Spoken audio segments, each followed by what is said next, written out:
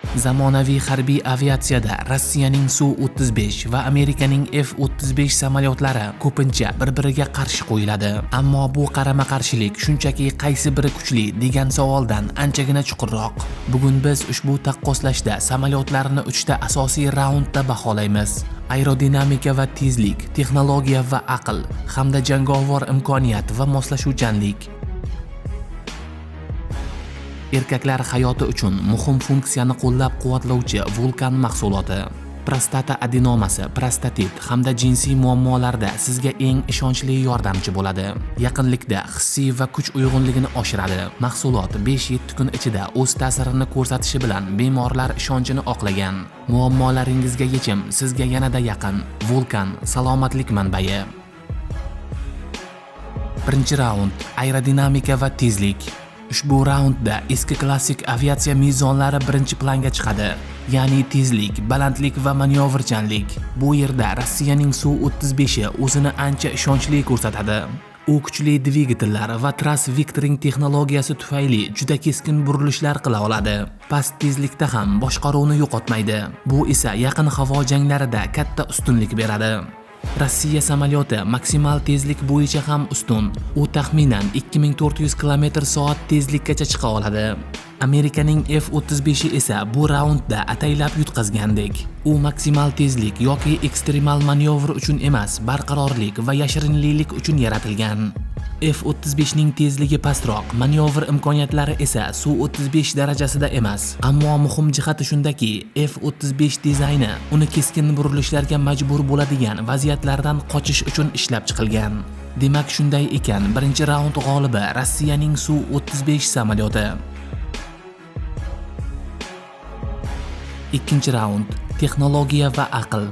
Ikkinchi raund bu zamonaviy urushning yuragi bo'lib, bu yerda tezlik emas, balki kim birinchi bo'lib ko'radi, kim birinchi bo'lib tushunadi va albatta kim birinchi bo'lib zarba beradi degan savollar muhim. Bu raundda Amerikaning F-35 samolyoti mutlaq ustunlikka ega. Chunki samolyotda radar, infraqizil sensorlar, elektron razvedka va tashqi manbalardan keladigan ma'lumotlarni bitta yagona raqamli manzilga birlashtiradi. Uchuvchi esa alohida tizimni kuzatishi shart emas. F-35 ning kompyuterlari tahdidlarni tahlil qiladi va tayyor xulosa beradi. Bu texnologiya Sensor Fusion deb ataladi va 5-avlod samolyotlarining asosiy belgisi hisoblanadi.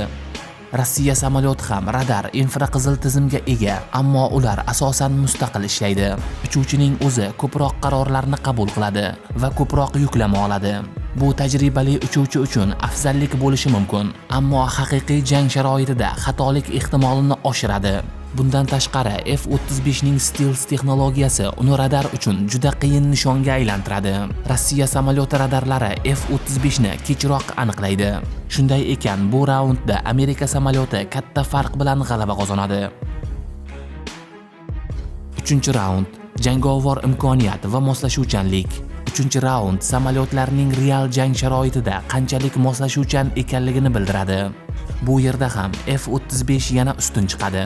U nafaqat qiruvchi samolyot, balki zarba beruvchi, razvedkachi va elektron urush platformasi sifatida ham ishlaydi. F-35 o'zi kabi samolyotlar, dronlar, kemalar va yer usti radar tizimlari bilan yagona tarmoqda ishlaydi. Ya'ni u bitta samolyot emas, balki butun tizimning bir bo'lagi. Su-35 esa ko'proq havo ustunligini ta'minlashga yo'naltirilgan. U katta qurol yukini ko'tara oladi, uzoq masofali raketalar bilan jihozlanadi va kuchli dvigatellar tufayli uzoq vaqt jang olib borishi mumkin. Ammo zamonaviy janglarda u ko'proq yakka jangchi sifatida harakat qiladi. Bu esa samolyotni zaif qiladi. 3-raundda ham Amerika samolyoti ustun kelmoqda. Demak, bugungi g'olibimiz F-35 qiruvchi samolyoti.